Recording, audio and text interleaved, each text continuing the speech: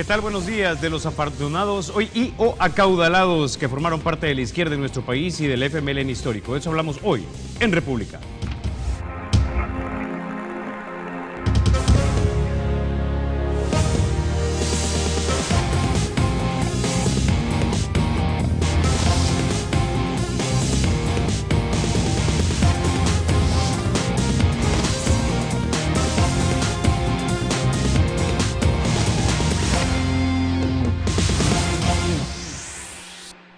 Este día se inaugura el campus de maestrías de la Universidad Tecnológica Dr. Mauricio Lousel. El Dr. Lousel es también el presidente de Canal 33, su nombre que ha hecho su fortuna desde la nada en nuestro país. Pero no es el nombre de él el que capturó mi atención, sino el de uno de los edificios de dicho campus.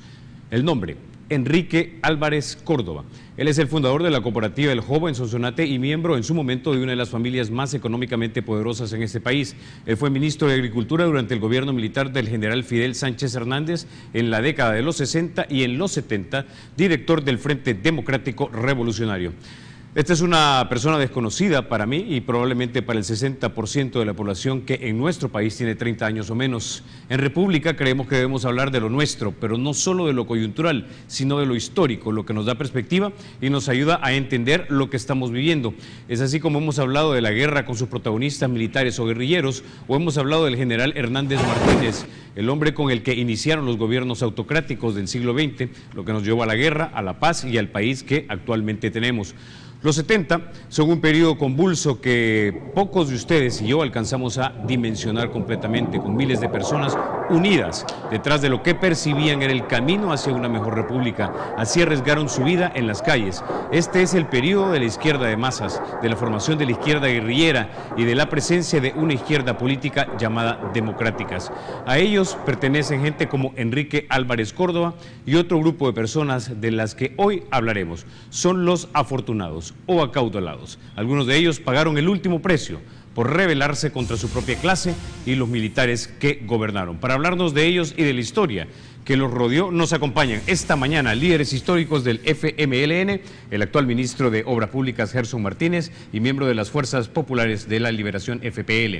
También nos acompaña don Roberto Cañas, firmante de los Acuerdos de Paz, miembro del ERP histórico o original y también fundador de la Resistencia Nacional. Y también nos acompaña Giovanni Galeas, académico, columnista de la prensa gráfica y miembro del Ejército Revolucionario del Pueblo. Y buenos días, caballeros, esta mañana a República. Antes que pasemos a la primera pregunta, quiero que escuchemos algo de lo que hemos encontrado investigando. Y este es una declaración que dio el embajador de los Estados Unidos en ese entonces, Murray Williams, entre 1964 y el 69. Quiero que lo escuchemos.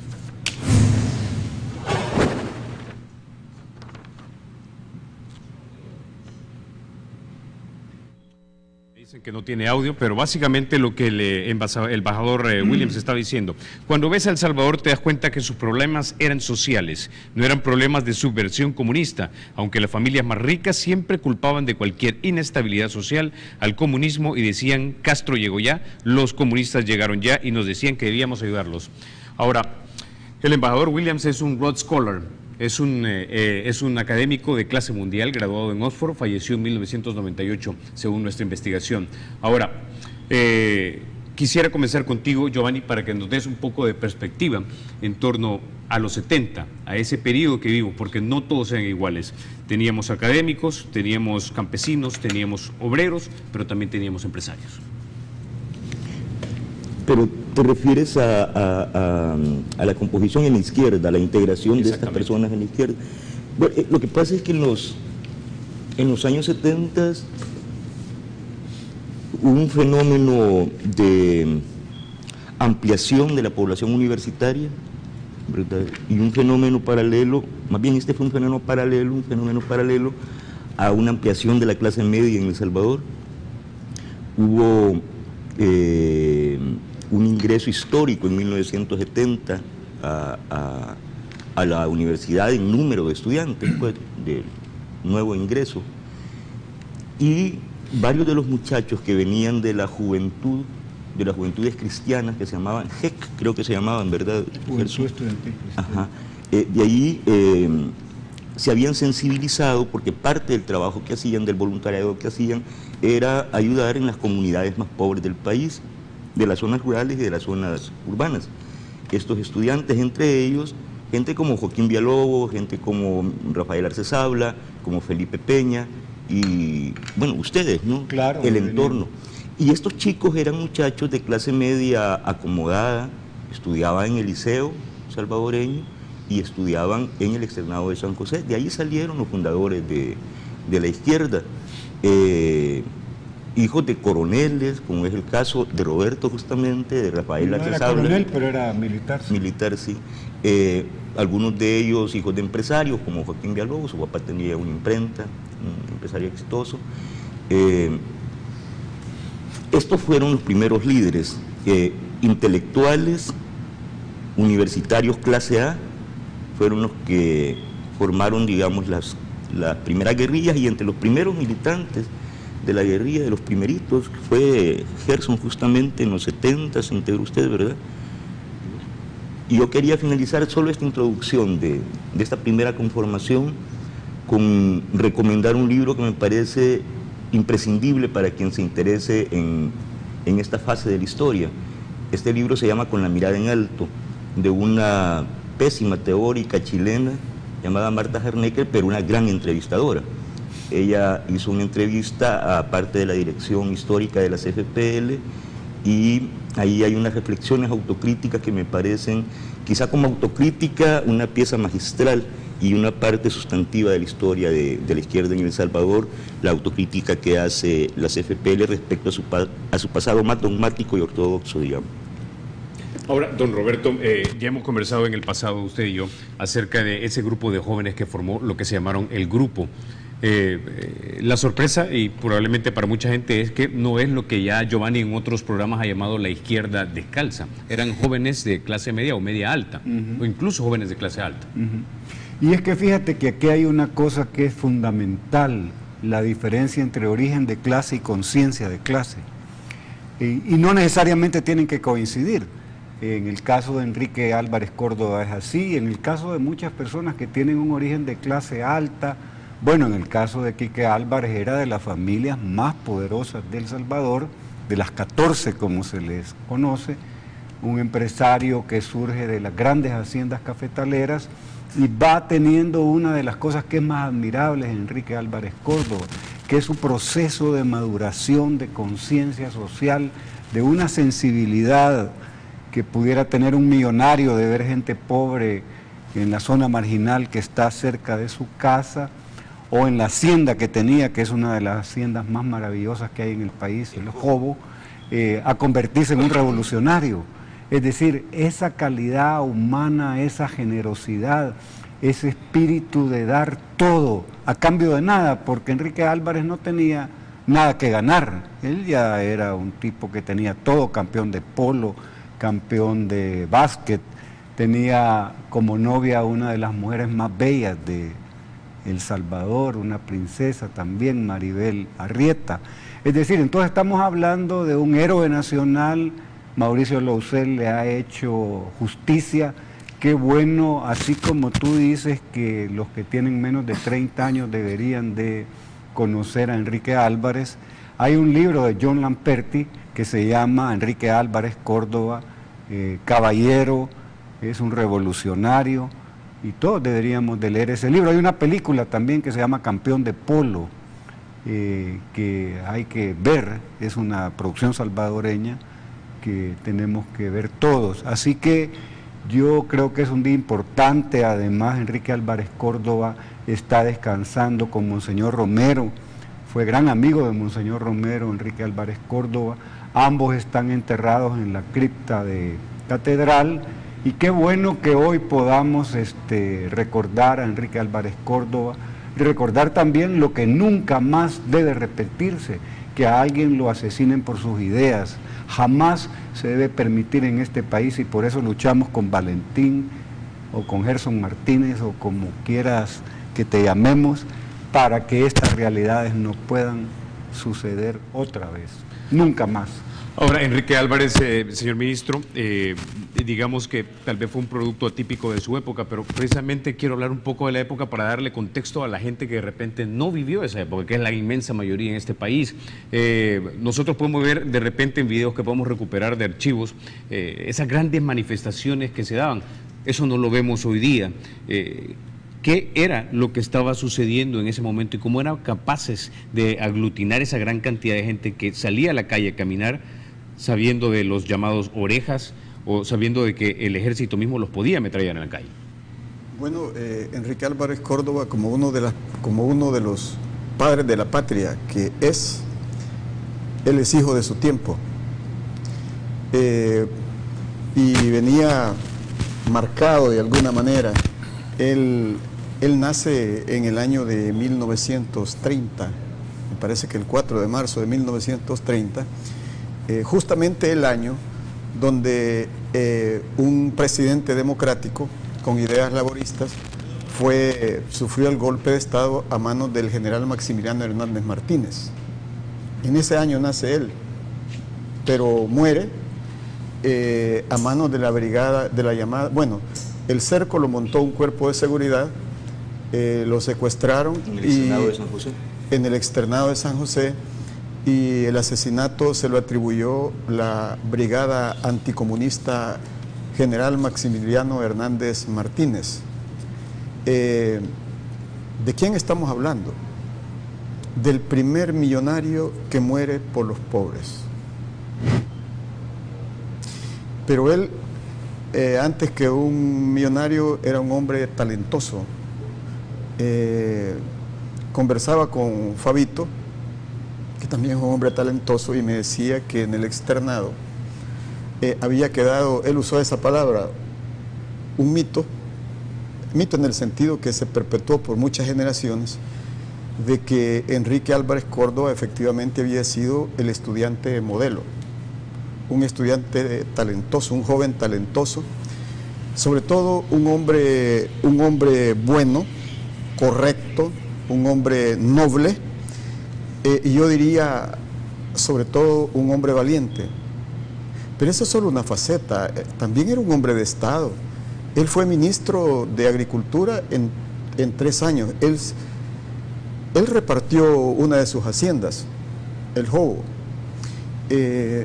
pero yo fui muy amigo de él, sobre todo al final, y él me decía que el objetivo no era repartir por repartir, sino su apuesta, su sueño era la agricultura intensiva. De hecho, ministro, si me permite una breve interrupción, sí, las veleidades de reforma agraria que iniciaron con Sánchez Hernández justamente, sí, y que continuaron con Molina, pero se frustraron esos planes, las inició precisamente, sí, el ministro Álvarez Córdoba. Él era conocido como un hombre que soñaba en cambiar al país, porque en aquel momento la mayoría de la población vivía en el campo y vivía en unas situaciones de pobreza y de injusticia muy, muy grande. Entonces es fácil hablar de justicia con los recursos de otros. Él lo hizo con sus propios bienes y lo hizo con su propia vida. Cuando yo lo conocí, ya nosotros habíamos iniciado la lucha. Él venía de hacer el intento de reforma agraria con Sánchez Hernández, que hizo un primer congreso de reforma agraria. Sí. Exacto. Luego con Molina se comprometió ante el país, su programa se llamó la Transformación Nacional, se comprometió a hacer una transformación agraria. En realidad hubo un programa de transformación agraria, pero al final los grandes intereses hicieron retroceder al coronel Molina. Ella Curí, sí, escribió en ese tiempo, en ese momento, a sus órdenes, mi capital. Exacto, en ese momento Enrique se retira, pero él sigue soñando y sigue apoyando la industria. Él creó el CENTA, el primer distrito de riego que fue Zapotitán, muchas cosas.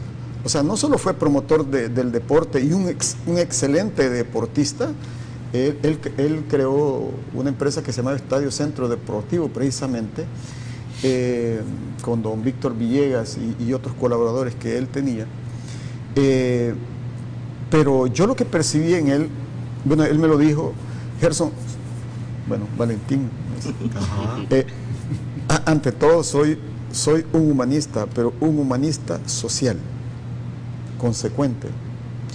Y yo percibía en él, por su visión, percibía un estadista.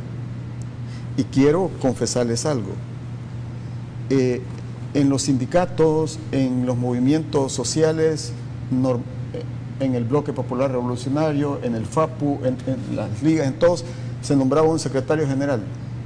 Cuando creamos el Frente Democrático Revolucionario, la figura en que se piensa ya no es el secretario general, sino en el presidente. ¿Por qué? Porque aquellos movimientos sociales tenían una necesidad de que también el poder cambiara. Existía en aquel momento, en aquella coyuntura, la idea de que como ya había estallado la crisis nacional, ¿verdad? El general Romero ya no se podía sostener, ¿verdad? El modelo militarista no se podía sostener como se había sostenido hasta entonces. Ya la izquierda, la parte, digamos, civil, democrática, revolucionaria, social, etcétera, los profesionales y técnicos y todos, y los que estábamos en las organizaciones político-militares, habíamos llegado a un punto de coincidencia. Era la idea de que ya era tiempo de ir pensando en un gobierno provisional.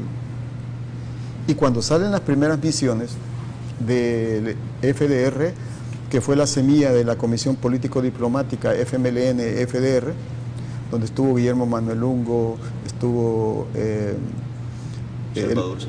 Salvador Samayoa, Ana Guadalupe Martínez, Roberto Cañas, bueno, etcétera. Cuando salen esas primeras misiones llevaba ese sentido. Y Enrique era un hombre muy respetado, pero muy respetado. Ya él era un hombre perseguido. Él es muy contemporáneo con Monseñor Romero, es más, amigo. Ambos fueron crucificados el mismo año. Monseñor tenía dos amigos a los que quería mucho. Uno también era amigo suyo, Apolinario Serrano, Polín. Sí. Polín y Enrique Álvarez. Polín era el líder de la Federación Cristiana de Campesinos Salvadoreños creado por la Iglesia. Era un campesino genial, brillante. Apolinario. Bueno, me está pidiendo la pausa, pero vamos a regresar con Enrique Álvarez en su propia voz y en sus propias palabras. Ya regresamos.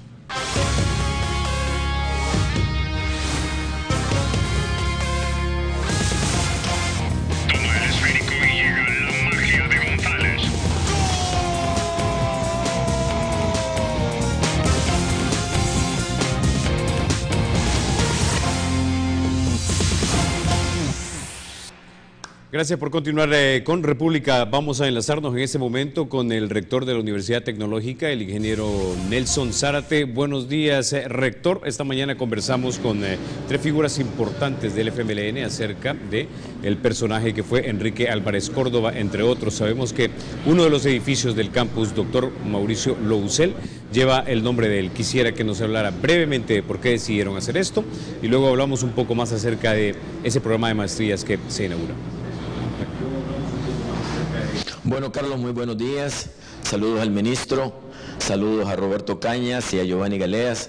Es realmente un placer para la Universidad Tecnológica el poder inaugurar este día su campus de maestría en el lugar que albergaba la casa Álvarez Córdoba, que la Universidad Tecnológica decidió cuando tenía los planos para construir su edificio de maestría, mantenerle el nombre a la residencia debido a que la Universidad Tecnológica tiene por principio conservar sus patrimonios culturales, pero también es importante honrar la memoria de una persona que, como lo decían anteriormente tus invitados, es un símbolo, es una persona que pregonó con el ejemplo, no trabajó con bienes ajenos, sino que con bienes propios, una persona que, viniendo de una familia pudiente, se entregó a la gente que tenía más necesidades y que dio muestras de un verdadero socialismo hace ya más de 2 décadas.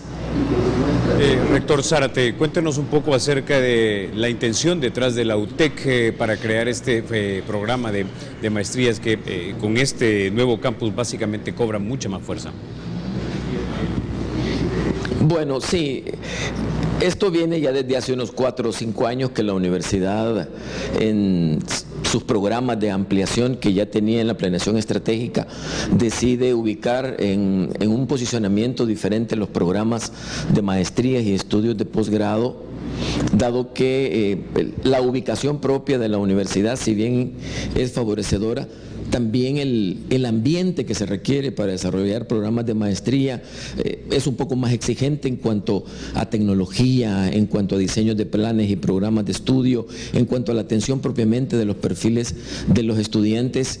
Y es así como hace más de 4 años nace el proyecto en el que diseñamos las instalaciones que vamos a inaugurar este día con el objetivo de poder colaborar todavía como país a formar esos perfiles de profesionales con esas capacidades y competencias que requiere el país en estos momentos en los que nuestra nación se mantiene rezagada por muchos años en el crecimiento de su Producto Interno Bruto, en la disminución de los índices de competitividad y por lo tanto requiere de formar nuevos cuadros que conviertan al país en ese pueblo laborioso, trabajador y competitivo que fue durante muchos años.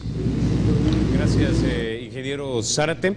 Le deseo éxito a usted y a la Universidad Tecnológica en tratar de construir una mejor república a través de la educación superior.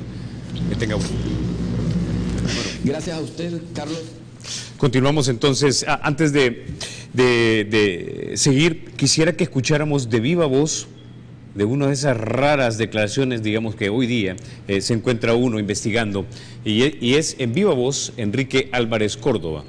Escuchemos. Yo nací en una familia de las más poderosas de este país, es decir, conozco las entrañas de la oligarquía salvadoreña, pero creo que la extracción de clases no es un factor determinante para el pensamiento político de una persona. Siempre tuve grandes inquietudes, precisamente porque me golpeaba enormemente ver las condiciones en que vivía la gente que trabajaba para nosotros, y era la gente que precisamente había contribuido a crear estas grandes riquezas de este país, que esa gente viviera en las condiciones infrahumanas casi en que han vivido, y eso pues me llevó a ir evolucionando. Mis participaciones anteriores en los gobiernos me demostraron del gran poder, no solo económico, sino que político que tenía ese sector, y que siempre usaban todos los medios para mediatizar cualquier buena intención que pudiera tener el gobierno. Bueno, ahí teníamos las palabras de Enrique Álvarez Córdoba, básicamente hablando acerca de lo que él miraba en la realidad, ¿verdad? Que de repente tal vez no es algo que haya cambiado una gran cosa en nuestro país.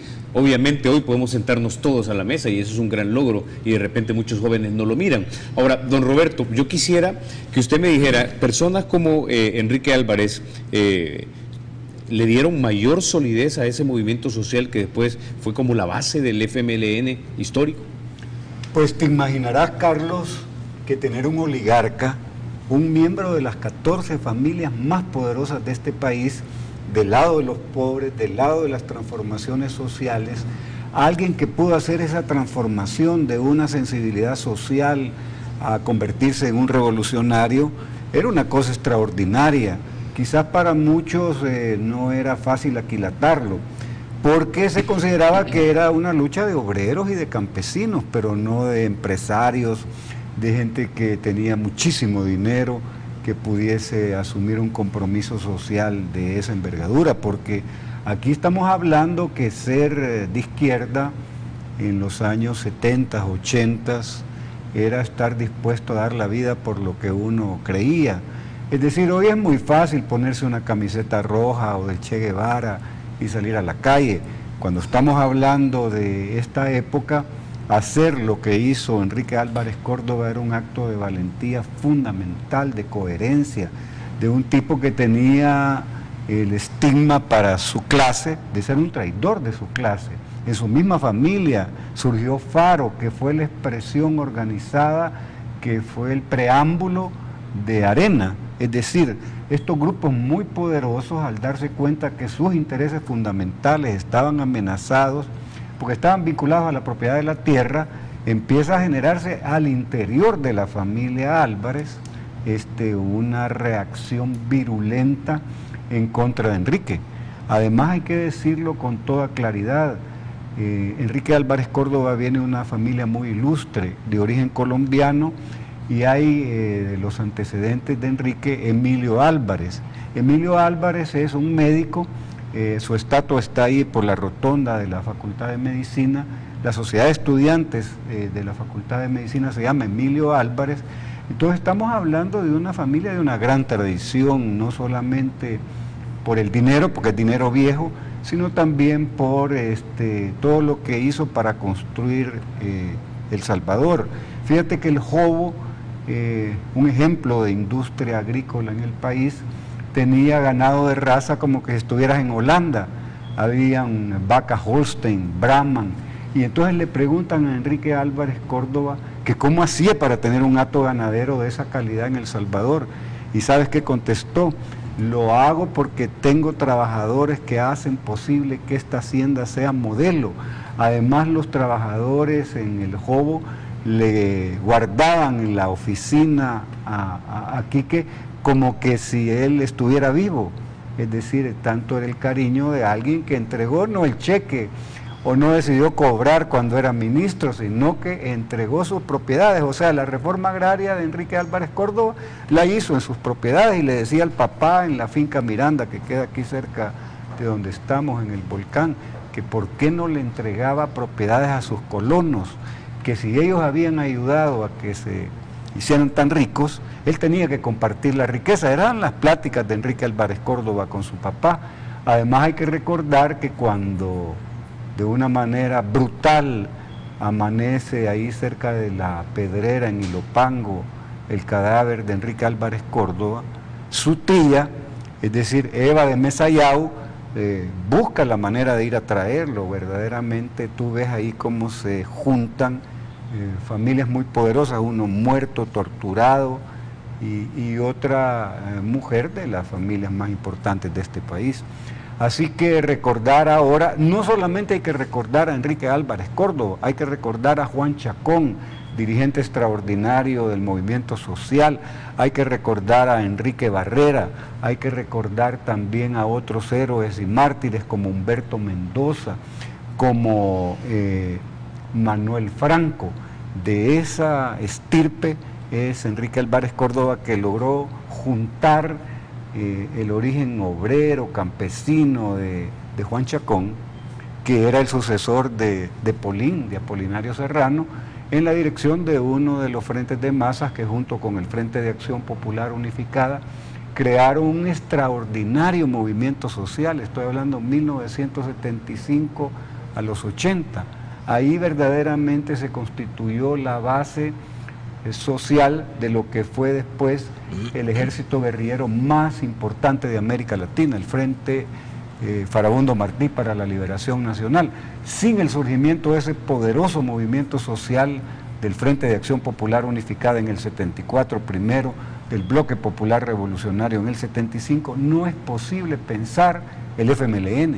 El FMLN es la síntesis, la conclusión de un extraordinario movimiento social que surge en los 70 y de una lucha armada que surge en 1970, cuando Salvador Cayetano Carpio funda las Fuerzas Populares de Liberación, cuando después del origen del grupo surge el Ejército Revolucionario del Pueblo Histórico, el que llega hasta 1975, hasta el 10 de mayo, cuando asesinan a Roque Dalton, otro de los grandes héroes nacionales. Don Roberto, del Salvador. Quiero que escuchemos algo de lo que hizo para que las personas de repente tengan la dimensión de la figura de esta persona, Enrique Álvarez, pero también luego con Giovanni para que hable un poco acerca de la diversidad de ese movimiento social que usted bien ya nos mencionaba. Escuchemos lo que dijo el ex embajador Murad Williams hace casi más de 20 años. Escuchemos.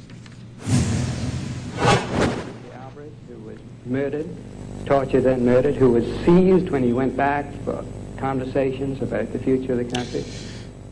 Básicamente el embajador está diciendo lo siguiente: mi amigo Enrique Álvarez, que fue asesinado, era una persona notable, porque era un hombre miembro de las 14 familias más ricas del país, pero como miembro de las 14 familias estaba horrorizado de las condiciones en las que las familias vivían. Enrique Álvarez estaba dispuesto a pagar cualquier precio y al final lo pagó. Giovanni. Fíjese, Carlos, esto quizás es bastante importante recordarlo, que uno de los resabios, peores resabios, de los elementos más negativos de la historia de la izquierda en El Salvador es el sectarismo. Y los primeros grupos, quizás esto sea comprensible y sea natural, eran bastante sectarios. Los primeros núcleos guerrilleros, digamos, las primeras células, pues, bastante sectario. Eso garantizó un espíritu de mucha unidad. Eran cuadros muy abnegados, muy valientes, pero bastante sectarios. Entonces, el sectarismo lo que no permite es crecer a las organizaciones, ¿verdad? Porque solo los puros, los mejores, son los que están ahí y tienden a despreciar a todo lo que no sea exactamente lo que se plantea ideológicamente, ¿no? Entonces son como excluyentes los primeros grupos.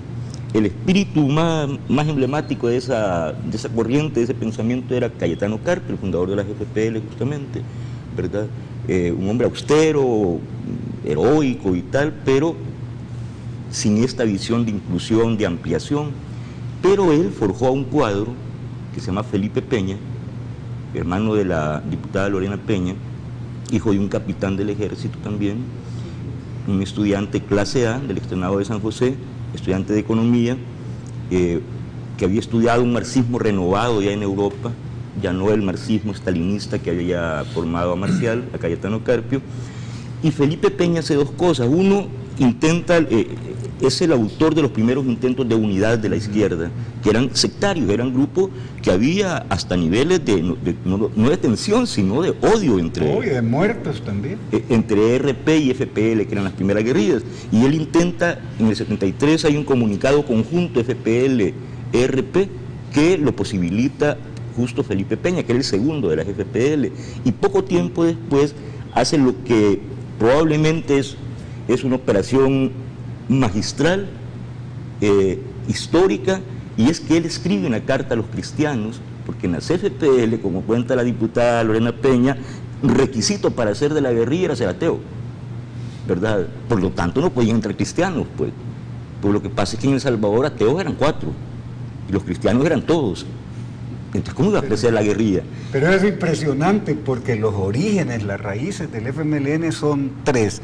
Uno, la Iglesia Popular. No es posible pensar el desarrollo del FMLN sin la Iglesia Popular. La Federación Cristiana de Cooperativas Campesinas, FECAS, es la expresión del movimiento campesino más importante en la zona de Chalatenango. ¿Sí? O sea, y eso no es la UTC, no es la Unión de Trabajadores del Campo, son la FECAS. Es la Federación de Cooperativas Cristianas. Ahora, yo te quiero decir de Felipe Peña, porque eso yo te lo puedo decir con conocimiento de causa totalmente, directa. Totalmente. Felipe Peña se junta para hablar en la clandestinidad con gente nuestra de la Resistencia Nacional y se crea la primera expresión de unidad estudiantil con el frente de masas en la universidad de las FPL que se llamaba el UR-19 y el Frente Universitario de Estudiantes Revolucionarios Salvador Allende, el Fuerza. Entonces ahí la unidad UR-19 Fuerza permite el primer ejercicio de unidad en medio de ese sectarismo.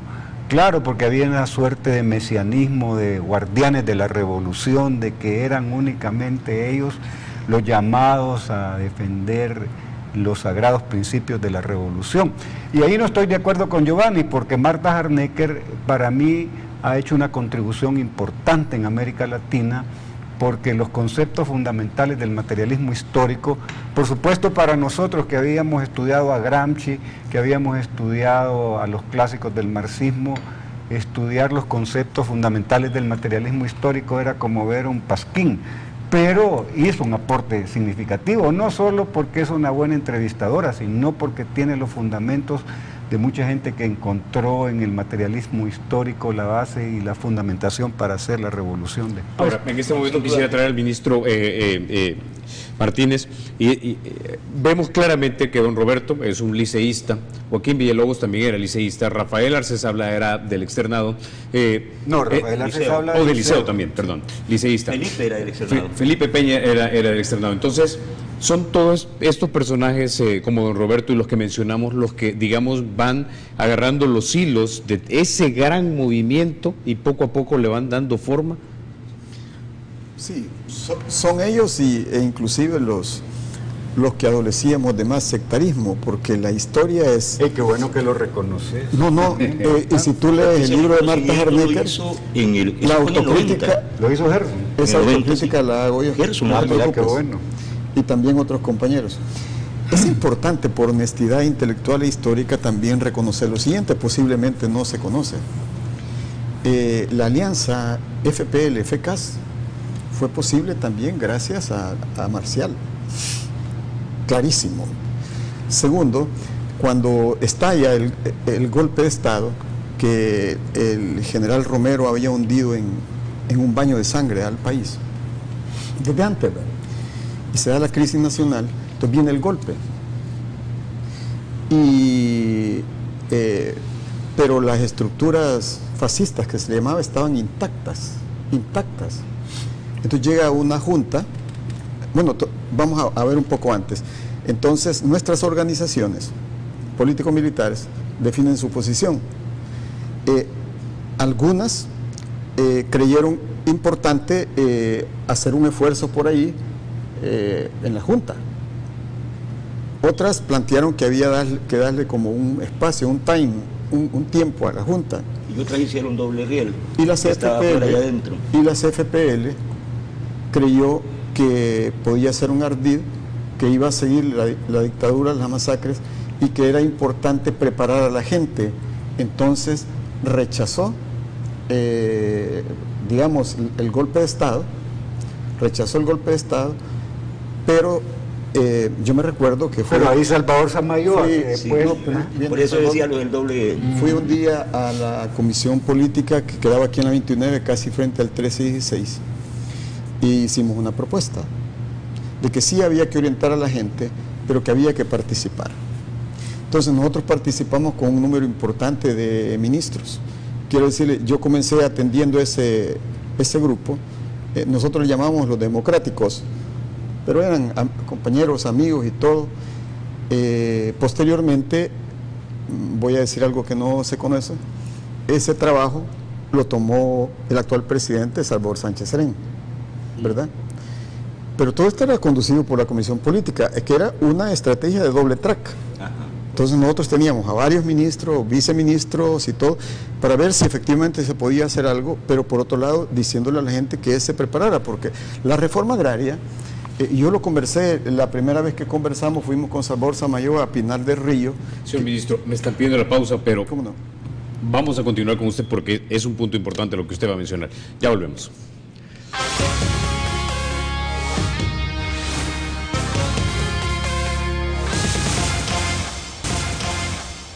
Bueno, señor ministro, quiero que complete la idea.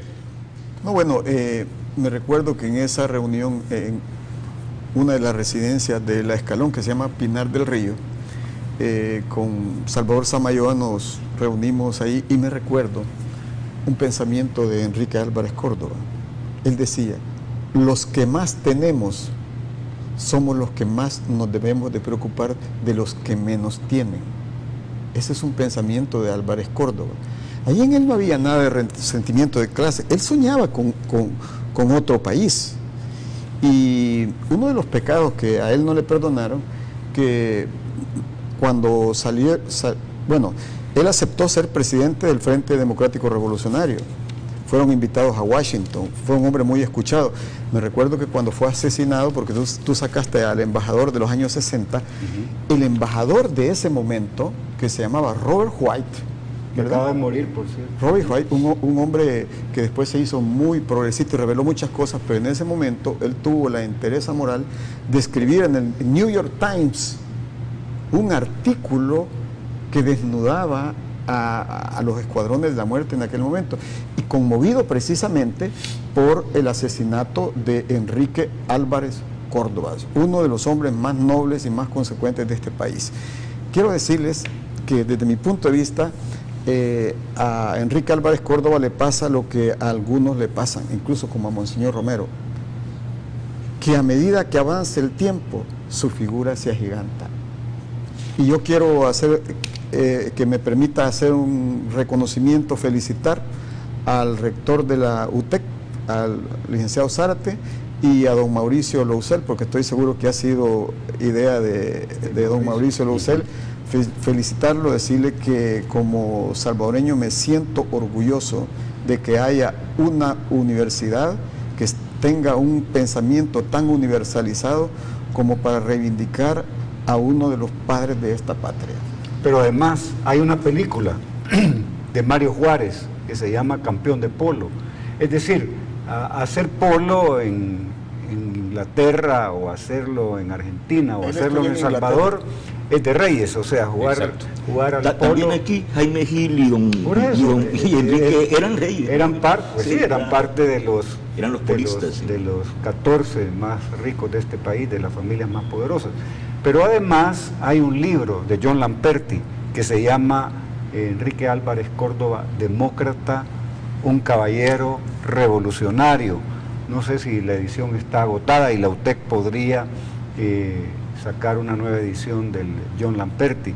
Y además la película, es decir, la recuperación de la memoria histórica está en el edificio, eso me parece sensacional. Además fue la casa de los papás de Enrique Álvarez Córdoba. Ahí empezó la sensibilidad social de Quique Álvarez, porque él se sentía, porque ahí es la lógica del Salvador, es que en medio de la gran riqueza está la gran pobreza. Este país es un país muy desigual y de mucho contraste. Entonces, para Quique Álvarez encontrar la pobreza no había que hacer una cuestión sociológica como muy profunda.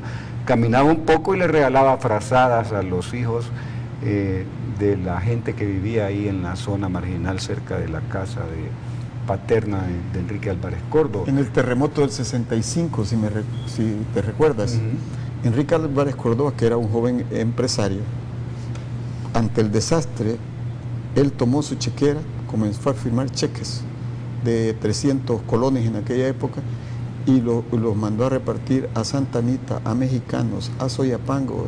Ese era Enrique Álvarez Córdoba. Bueno, entregar el jobo, es que esa cooperativa era una de las haciendas de desarrollo de empresa agrícola más importantes de este país, y el primero, la mitad de la ganancia de un año se le entrega a los campesinos, después hace un esfuerzo de apoyo social y después hace una cooperativa. Y entonces le dice, ustedes son los que han trabajado, ustedes deben de ser dueños de esta cooperativa. Y les construye viviendas. Claro. No hubiera habido guerra aquí si hubiéramos tenido Enrique Álvarez Córdoba más. Casi se me acaba el tiempo, Giovanni, pero quisiera que nos dieras una visión globalizada. Hace un momento hablabas de dos conceptos, inclusión versus sectarismo, y cómo Enrique Álvarez de repente forma parte de esa inclusión dentro de ese movimiento social que luego sirvió como plataforma para la creación del Frente. De esto es que quería hablar, así como lo peor de la izquierda es su sectarismo, en la historia nuestra, lo mejor de la izquierda es su flexibilidad, su capacidad de forjar alianzas, y esto tiene que ver con que hay dirigentes de izquierda con pensamiento retrasado y dirigentes de izquierda visionarios. Por eso hablé de Felipe Peña. Y Felipe Peña abrió las puertas de la izquierda a muchas alianzas que se dieron. Por eso es que el FMLN tiene no solo millonarios, sacerdotes, intelectuales, demócratas, patriotas, militares en sus filas. Esa capacidad de la izquierda se expresa ahora, por ejemplo, en este momento, en que mientras algunos dicen acá, en El Salvador, Fusades acaba de decir que en El Salvador se ha deteriorado en este gobierno el clima de negocios y el Estado de Derecho, y la Embajada de los Estados Unidos en el comunicado a propósito del Fomilenio 2, de la entrega del Fomilenio 2, dicen textualmente, la Embajada de los Estados Unidos, que en El Salvador se ha fortalecido gracias a este gobierno actual el clima de derecho, el clima de negocios y el Estado de Derecho, justamente. es un gobierno de izquierda que no tiene problemas con el gobierno de Estados Unidos, por ejemplo. Y a esa capacidad me refería yo cuando decía, así como lo peor es el sectarismo, lo mejor de la izquierda salvadoreña es su capacidad de forjar alianzas, su amplitud, su flexibilidad. Entonces, eso es lo que explica por qué en las filas del FMLN histórico hubo militares, sacerdotes, no todo, cuando digo sacerdotes no necesariamente guerrilleros, aunque algunos sí, ¿verdad?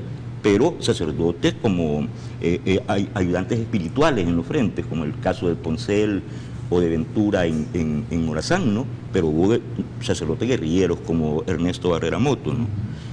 Entonces, eso es madurez de una izquierda, esa capacidad de atraer gente que no necesariamente son de la corriente marxista-leninista, que es el núcleo central, digamos. Ok. Tengo 2 minutos, pero le doy 1 minuto, señor ministro, y 1 minuto, don Roberto. Bien, en el más, dígamele a don Mauricio Lucel, que así como él va a hacer justicia patria, en el monumento a la reconciliación que compartimos con las autoridades de la universidad y con Roberto, va a haber un esculto mural, y que en el máster le queda la fotografía de... Lo tenemos en pantalla, por cierto. Bueno, allí, no sé si pueden poner la imagen de Enrique Álvarez Córdoba. Ahí va a quedar... Ese parece que... Ahí está.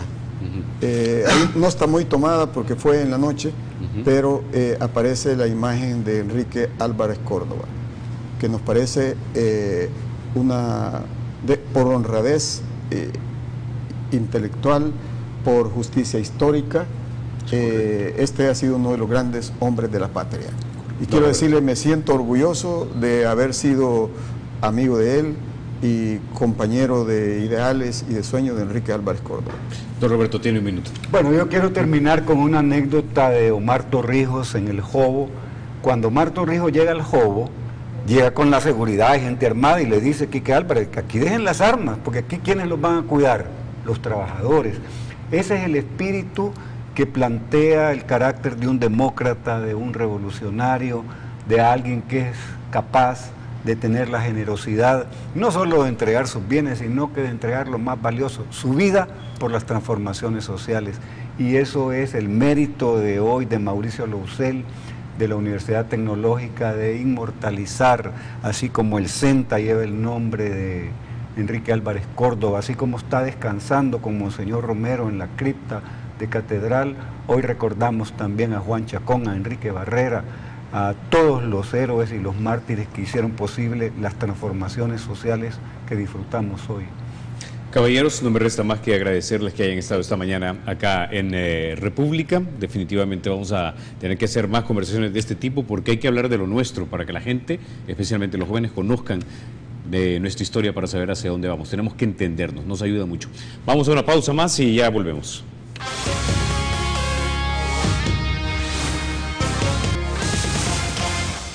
Bueno, amigos, les agradezco que hayan estado con nosotros y escuchando acerca de Enrique Álvarez Córdoba, una persona republicana, una persona demócrata, que hace fiel cumplimiento a lo que en este programa tratamos de impulsar, res pública, la cosa pública. No importa la extracción de clase de donde sea, hay que tener una conciencia republicana. El bien del país es lo que vamos buscando.